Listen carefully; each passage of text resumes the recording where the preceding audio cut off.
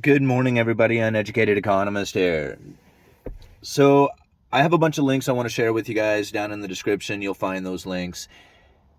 A lot of them are talking about the strong dollar. And I have pretty much always been a strong dollar theorist.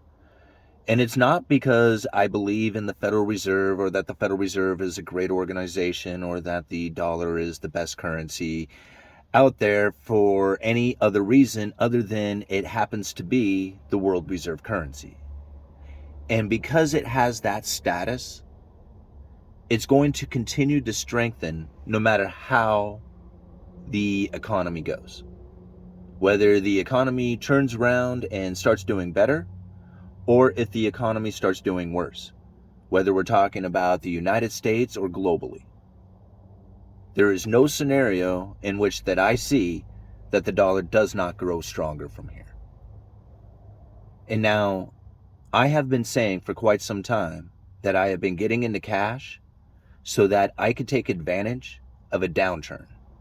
That when everything goes on sale, you have to be in a cash position in order to take advantage of those downturns. And that's exactly what I am anticipating coming in the near future. Mainly because the Federal Reserve has no anticipation and no suggestions out there of reversing their course on monetary policy, of keeping interest rates elevated, and the unwinding of their balance sheet, which pretty much means that they are bringing the cash back into the Federal Reserve and destroying it. So that's the outcome that is coming into the future, and that is the Fed's promise until they see a change in the way things are happening within the economy, mainly wage increases. So what that is going to do to the rest of the world is going to be incredibly painful. And now I left down in the links, or down in the description, links to quite a few articles. And now one of them is from Jamie Dimon. Now, Jamie Dimon is not somebody I necessarily trust or believe in, right? And he's the head of JP Morgan. Now, Jamie Dimon is somebody who puts out these calls that are quite opposite of what his cronies are doing out there. I should just say it like that. I'm not going to get into the conspiracy theories and all that other stuff that's out there.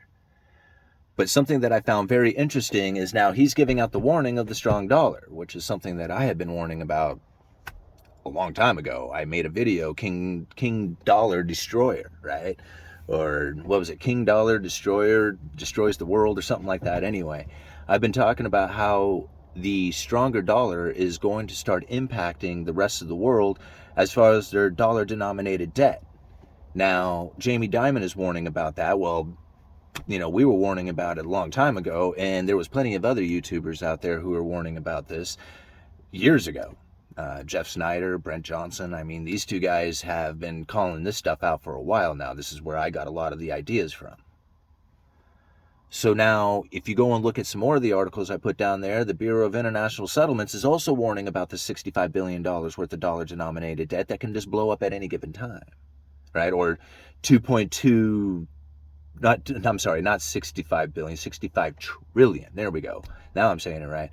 And 2.2 trillion of that is on a almost regular basis at risk of default at any given time. Now, what a lot of people are not realizing is the contagion effect that could come from this. And this is really where I see that the dollar has no other choice but to grow stronger, whether people want it or not. The destruction of this particular debt will cause the dollar to get stronger.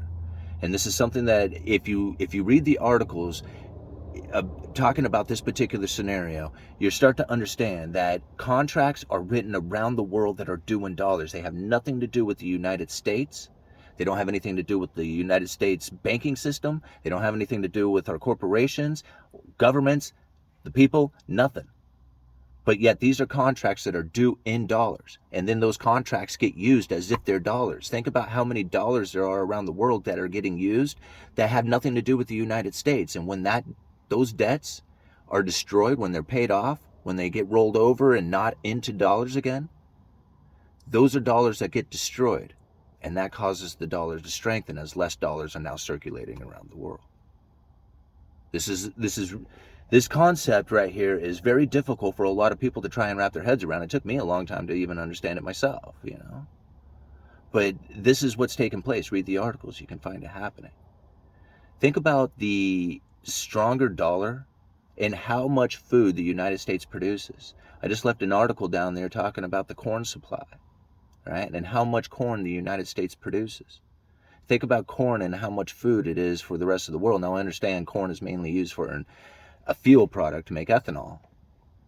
And not mostly used, I should say a lot of it's used. There's feedstock, there's all kinds of corn that's produced. But it's not a matter of what it is, but how much, and how much the United States is doing, and how much that costs the rest of the world when the dollar strengthens. It's going to be very difficult on these nations around the world. King Dollar the Destroyer, coming to destroy the world. Right? The stronger dollar is coming, and it's not going to be like everybody was so concerned about a hyperinflation scenario, this threat that was coming to them. And I wasn't threatened by it. I said, this is a supply chain breakdown, you know, just look at the supply chain, look at the supply side of things. This is really where the problem is. And you know, everybody focuses in on the symptom of it, which is the money going up, right? Because that's like, you know, that's their problem with it. But the problem that caused that is what you really have to look at. And a lot of people are pointing at the Federal Reserve, and I'm thinking there's a much bigger picture that we have to look at here. And as you see the dollar strengthen around the world, everybody got out of dollars. They even went into debt. Like a lot of people started taking on a lot of debt, thinking that I'll get into debt at low interest rates instead of getting out of debt when I can. You know, and because they wanted to be out of like the cash position, thinking that the hyperinflation scenario was going to wipe out their debts. But that's not going to happen. It's going to be quite the opposite. Again, King Dollar Destroyer coming to destroy the world. So I think about now what we should expect going into the future. And it's the same thing that I've been saying for quite some time. The Federal Reserve is going to shoot for a much higher interest rate for an elevated extended period of time. Much like they kept the interest rates low, they wanted to have inflation, extra hot, extra inflation for an extended period of time. I mean, how many times did I say that?